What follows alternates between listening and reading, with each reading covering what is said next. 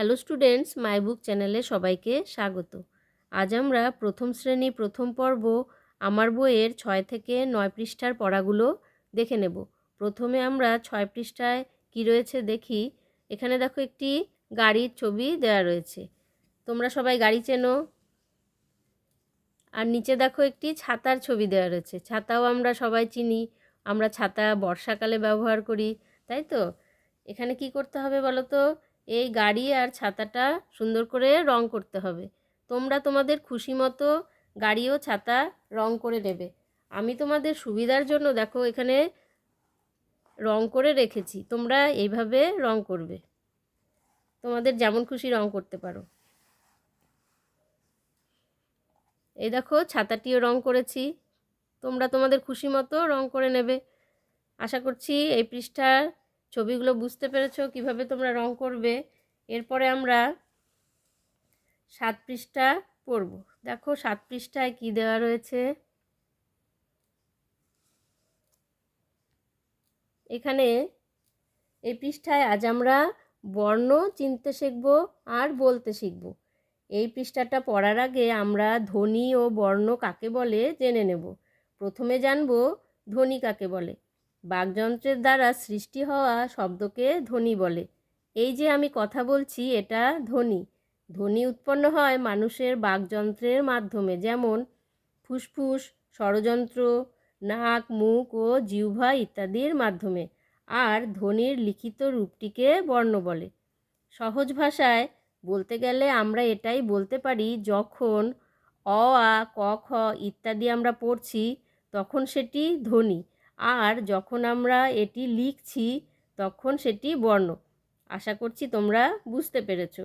বাংলা ভাষায় মোট দেখো 50টি বর্ণ রয়েছে। তোমরা দেখতে পাচ্ছ এখানে গুনবে 50টি বর্ণ রয়েছে। বর্ণকে আবার দুটি ভাগে ভাগ করা হয়েছে, স্বরবর্ণ স্বরবর্ণ আর এটা ব্যঞ্জনবর্ণ। যেসব বর্ণ অন্য বর্ণের সাহায্য ছাড়াই উচ্চারিত হতে পারে তাকে স্বরবর্ণ বলে, যেমন অ, আ, হ্রস্ব ই, দীর্ঘ ই ইত্যাদি। বাংলা ভাষায় স্বরবর্ণ আছে মোট 11টি। এখানে গুনে দেখবে 11টি স্বরবর্ণ আছে। এবার জানব ব্যঞ্জনবর্ণ কাকে বলে। যে বর্ণগুলো নিজে নিজে উচ্চারিত হয় না বা হতে পারে না, স্বরবর্ণের সাহায্যে, এই যে স্বরবর্ণের সাহায্যে উচ্চারিত হয় তাদেরকে ব্যঞ্জনবর্ণ বলে, যেমন ক, খ, গ, ঘ ইত্যাদি। ব্যঞ্জনবর্ণের সংখ্যা 39টি। এখানে গুনবে তোমরা, এখানে 39টি বর্ণ রয়েছে। এবার চলো স্বরবর্ণগুলো আমরা প্রথমে পড়ব।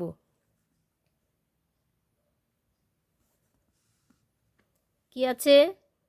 অ, আ, হ্রস্ব-ই, দীর্ঘ-ই, হ্রস্ব-উ, দীর্ঘ-উ, রি, এ, ওই, ও, ঔ। এবার আমরা ব্যঞ্জন বর্ণগুলো পড়ব। ক, খ, গ, ঘ, ঙ, চ, ছ, জ, ঝ, ঞ, ট, ঠ, ড, ঢ মূর্ধন্য, ত, থ, দ, ধ দন্তান্ন, প, ফ, ব, ভ, ম, জ, বয়সন র, ল, তালবস্য, মূর্ধন্যস্ব, দন্তাস্ব, হ, ডয়বন র, ঢয়সন র, উন্তস্ত, খণ্ডক্ত, উনিশ্বর, বিসর্গ, চন্দ্রবিন্দু। তোমরাও উপরের বর্ণগুলি সুন্দর করে উচ্চারণ করে পড়বে ও খাতায় লিখবে। এরপরে পরের পৃষ্ঠাটা দেখে নিই।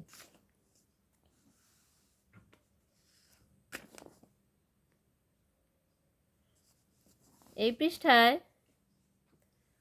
উপরে দেখো কি রয়েছে, একটি সুন্দর ছবি দেওয়া রয়েছে। তোমরা ছবিটি সুন্দর করে রং করবে। পাতার রং হয় সবুজ, তাই পাতা সবুজ রং করবে। ফুলগুলো বিভিন্ন রঙের দিতে পারো। টেবিলের ওপর ফুলদানিটি রয়েছে। দেখো টেবিল, টেবিল ও ফুলদানির যে কোনো রং তোমরা দিতে পারো।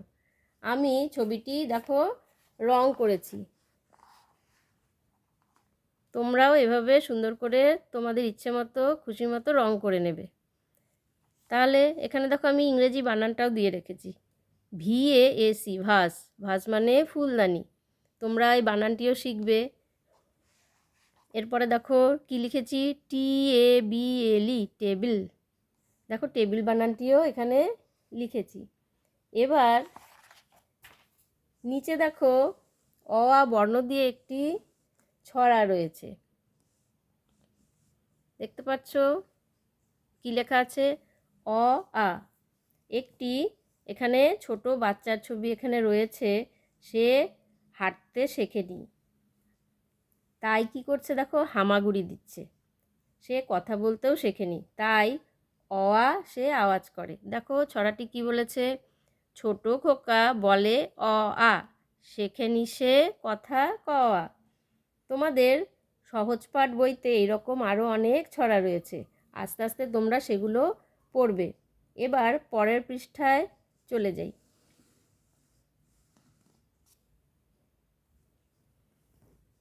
এই পৃষ্ঠায় দেখো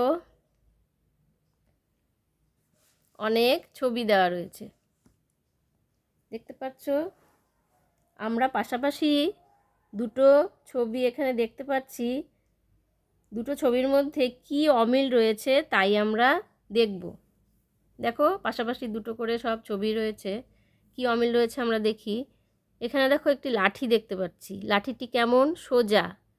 পাশে দেখো একটি লোহার হুক রয়েছে, হুকটি কিন্তু সোজা নয়, বাঁকা। তাহলে আমরা জানলাম এটা সোজা আর এটা বাঁকা। তোমরা পাশে লিখে নিতে পারো, সোজা বাঁকা। পাশে লিখে নিচ্ছি, তাহলে তোমাদের পড়তে সুবিধে হবে।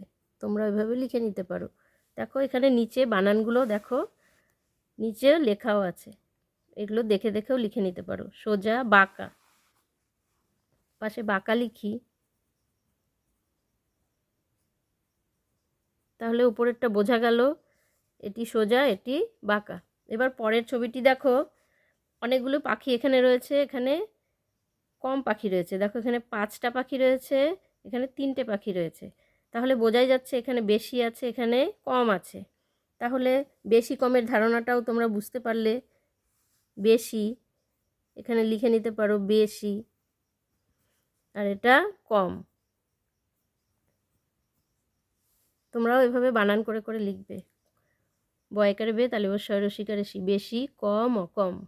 উপরেরটা দন্তা সয়কারে শো, বর্গা জয়াকারে যা, সোজা। এই পাশে বয় চন্দ্রবিন্দু আকারে বা, কয় আকারে কা, বাঁকা। এভাবে তোমরা পড়ে পড়ে বানান করে করে লিখবে। এর পরের ছবিটি দেখো, একটি খরগোশ আর একটি হাতির ছবি রয়েছে। খরগোশটি দেখো ছোট আর হাতিটি অনেক বড়। তাহলে এখানে ছোট বড়র ধারণা তোমরা বুঝতে পারলে, এটা ছোট এটা বড়, এখানে লিখে নিতে পারো ছোট। ছয়কারে ছো, টয়কারে টো, ছোট। আর এই পাশে বড়, ব ডয়বুন রয়কারে রো, বড়।